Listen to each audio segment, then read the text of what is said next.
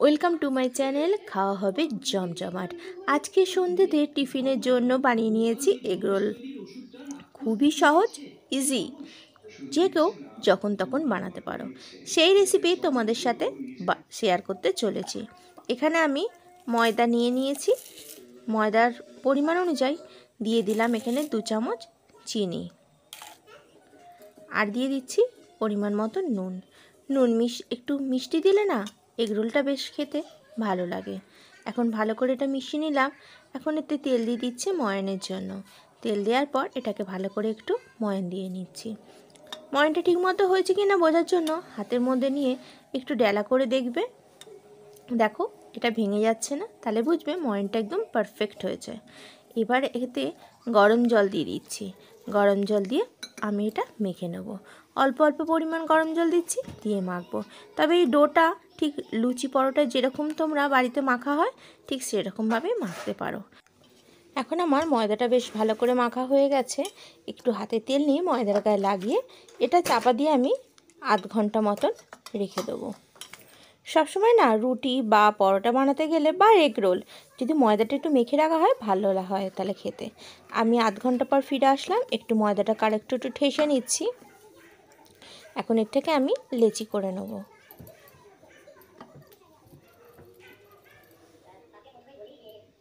আমি দেখো এরকম সাইজের লেচি বানিয়ে নিচ্ছি। তোমরা তোমাদের পছন্দসই সাইজের লেচি বানিয়ে নিতে পারো। তবে এগরোল বানাতে গেলে খুব বেশি পাতলা করলে হয় না, একটু মোটাই রেখেছি। লিচি কাটা হয়ে গেছে। এখন একটা বেলুন চাকি নিয়ে নিলাম। অল্প একটু ময়দার গুঁড়ো নিয়ে নিচ্ছি। ময়দার গুঁড়োটা নেওয়ার পর আমি একটা লেচি নিয়ে এখন এটাকে বড় করে একটু বেলে নিচ্ছি। রুটির মতন বড় করে একটু বেলবো। রুটির থেকে বড় একটু বেশি হবে বেলার সময়। এখন দেখো বড় করে বেলে নিয়েছি। এখন এর উপর দিয়ে দিচ্ছি একটু তেল। 1 চামচ মতো তেল দিয়ে ভালো করে লাগিয়ে নিচ্ছি। আর তারপরে না এর মধ্যে দিয়ে দিচ্ছি একটু শুকনো ময়দা। বেশ ভালো করে চারিদিকে একটু ছড়িয়ে দিলাম আর হাতে করে এটাকে বেশ মিশিয়ে নিচ্ছি। এখন এরমভাবে এটাকে ফোল্ড করে নেব। দেখো ঠিক ছোটোবেলাতে সেই কাগজের পাখা যেরকম বানায় ঠিক সেরমভাবে এটাকে আমি ফোল্ড করে নিচ্ছি। প্রত্যেকটা লেয়ার হয়ে যাচ্ছে।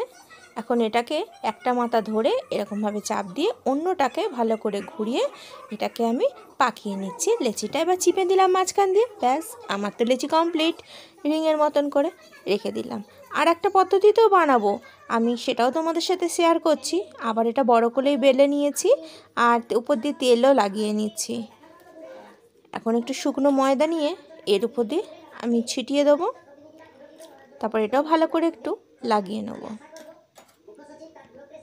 এখন ছুরি দিয়ে না ঠিক মাঝ বরাবর একটু কেটে নিচ্ছি। নেওয়ার পর একটা প্রান্তকে হালকা করে ঘুরিয়ে ঘুরিয়ে পাকিয়ে নিচ্ছি। নিয়ে এটাকে লম্বা করে এরমভাবে ঘুরিয়ে ঘুরিয়ে হাতের সাহায্যে দেখো কেমন রোলের মতন বানিয়ে নিচ্ছি। চারদিকটাকে আমি পাকিয়ে নিয়ে ব্যাস একটা কোন শেপ মতন করে নিয়েছি। এর যে সরু দিকটা আছে এটা নিচের দিকে দিয়ে আর উপর পোর্শনটা হালকা হাতে একটু চাপ দেবো। দিয়ে দেখো এটা বসিয়ে দিলাম। ব্যাস আর একটা আমার লেচি রেডি। ঠিক এরমভাবে না রিংয়ের মতন করে যদি বাড়িতে বানিয়ে নিয়ে যদি এগরোল বানাও দেখবে খেতে না বেশ মজা লাগে আর খেতেও বেশ সুস্বাদু হয়। আমি এখানে 4খানা লেচি দিয়ে বানিয়ে নিয়েছি। এইটাকে আমি আধ ঘন্টার মতন তেলটা একটু মাখিয়ে নিয়ে আরও রেখে দেবো। তোমরা আধ ঘন্টা থেকে 1 ঘন্টাও রাখতে পারো। যত বেশি থাকবে না তাতে বেশ রিংগুলো খুব ভালোভাবে বোঝা যায় আর লেয়ারে লেয়ারে পরোটাটাও বেশ টেস্টি মজাদারই লাগে খেতে। এবার এটাকে রেখে দিলাম চাপা দিয়ে। আর ততক্ষণ ভিতরে দেওয়ার জন্য শসা পেঁয়াজটা কেটে নিচ্ছি। শসাটাকে আগে খোসা ছাড়িয়ে নিয়েছি। এখন এরকম সরু সরু করে একটু কেটে নিচ্ছি। যতটা পাতলা পাতলা করে কেটে নেওয়া হবে তাতে রোলটা বেশ খেতে মজাদার লাগে। এবার এটাকে সরু সরু করে একেবারে কুচিয়ে নিচ্ছি।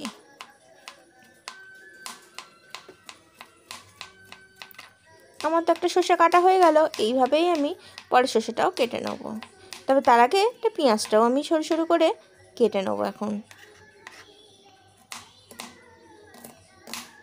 এখন পেঁয়াজটাও কেটে নিচ্ছি।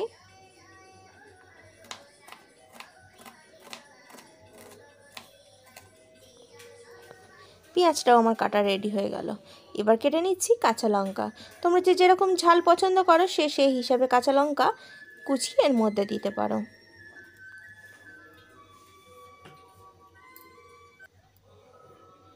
এখন শসা, পেঁয়াজ আর কাঁচা লঙ্কাটা একটা বাটির মধ্যে তুলে নিয়েছি। আর একটা লেবু আধখানা করে কেটে নিয়েছি, তার রস উপর দিয়ে একটু ছড়িয়ে দিচ্ছি। লেবু রসটা ছড়িয়ে দেওয়া হলো। এবার এটাকে একটু মাখিয়ে নেব। আর তার মধ্যে একটু নুনও অ্যাড করে দিচ্ছি। নুনটা দেওয়ার পর একসাথে লেবুর রস আর নুন দিয়ে শসা পেঁয়াজটা একটু মাখিয়ে নিচ্ছি।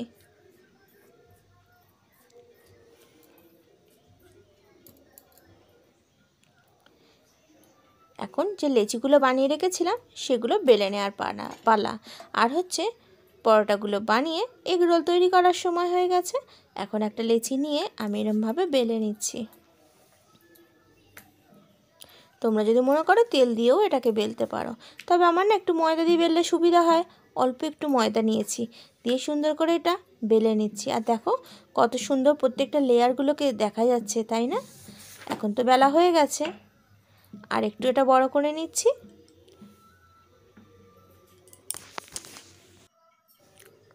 এখন গ্যাসের মধ্যে একটা চাটু বসিয়ে দিয়েছি, আর চাটুর মধ্যে এই বেলা পরোটাটা দিয়ে দিলাম। এখন ভালো করে একটু সেঁকে নিচ্ছি দুটো পিঠ। আর গ্যাসের ফ্লেমটা এই সময় মিডিয়াম রেখেছি, লো টু মিডিয়ামে রেখেই সেঁকছি। বেশি হাই ফ্লেমে রাখলে চট করে পুড়ে যাবে।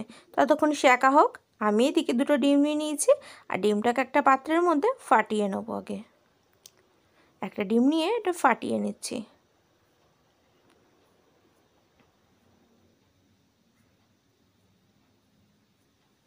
এর মধ্যে দিয়ে দেবো একটু স্বাদ মতো নুন।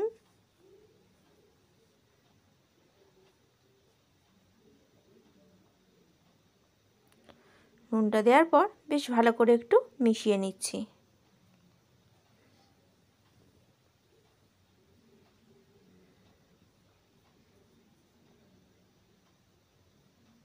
ব্যাস, নুন দিয়ে বেশ ভালো করে মিশিয়ে নিলাম।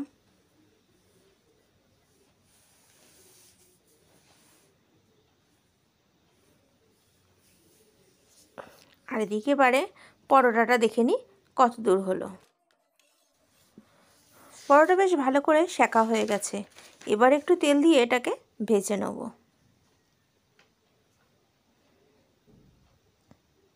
তেল দিয়ে দিলাম। এবার উলট পালট করে পরোটাটাকে ভেজে নিচ্ছি।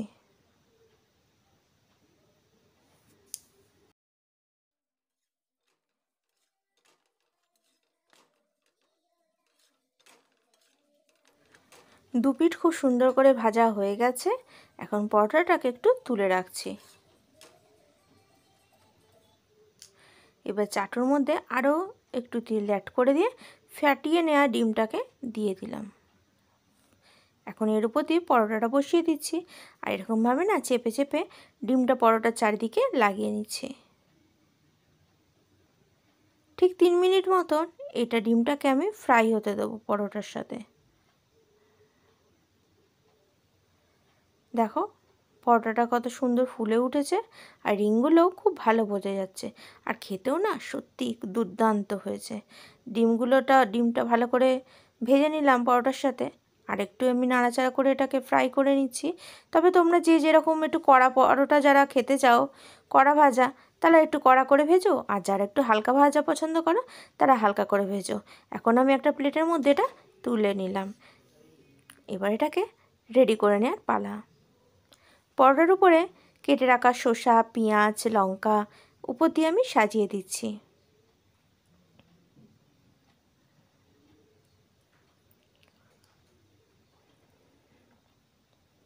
আর এখন এর উপরে দিয়ে দেবো আমি টমেটো সস। তবে টমেটো ছাড়াও তোমরা যারা যারা চিলি সস খেতে ভালোবাসো তারা টমেটো সসের সাথে চিলি সস এর মধ্যে অ্যাড করতে পারো। আমি আবার চিলি সসটা খুব একটা ভালোবাসি না, তাই অ্যাড করলাম না, শুধু টমেটো সস দিলাম। এখন এবার এটাকে পাকিয়ে নিচ্ছি ঠিক দোকানের মতন করে। আর সত্যিই খেতেও পুরো দোকানের মতনই হয়েছে। তোমরা যখন তখন ইচ্ছা এটা বানিয়ে নিতে পারো। আর বিকেলের টিফিনের জন্য তো বেশ পারফেক্ট একটা রেসিপি। কি বন্ধুরা, বাড়িতে বানাচ্ছ?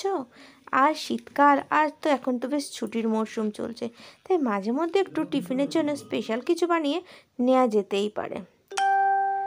যাদের আমার এই রেসিপিটা ভালো লেগে থাকলো তারা নতুন বন্ধু হলে চ্যানেলটিকে সাবস্ক্রাইব করে নিও, আর পাশে থাকা বেল আইকনটি অবশ্যই ক্লিক করতে ভুলো না, যখন যে রেসিপি আপলোড করব তার নোটিফিকেশন সবার আগে পাওয়ার জন্য। এখন আমার এগ রোলটা পুরো রেডি হয়ে গেছে, আর খাওয়ার জন্য দেখো একটা ছোট্ট মতন হাত চলে এসছে এখানে। তো এগ রোলটা খাওয়া শুরু করে নেওয়া যাক। কি বন্ধুরা, জিভে জল আসছে তো এগ রোল দেখে? তাহলে দেরি কেন, আজকেই সন্ধ্যেবেলা বানিয়ে নাও চটপট এগ রোল, আর সন্ধ্যেটা খুব সুন্দর করে তোলো। শীতের সন্ধ্যেতে একটু মজাদার খাবার হলে মন্দ কি। তো বন্ধুরা, আজ তবে আবার দেখা হবে অন্য কোনো দিন ঠিক দুপুর 3টেতে।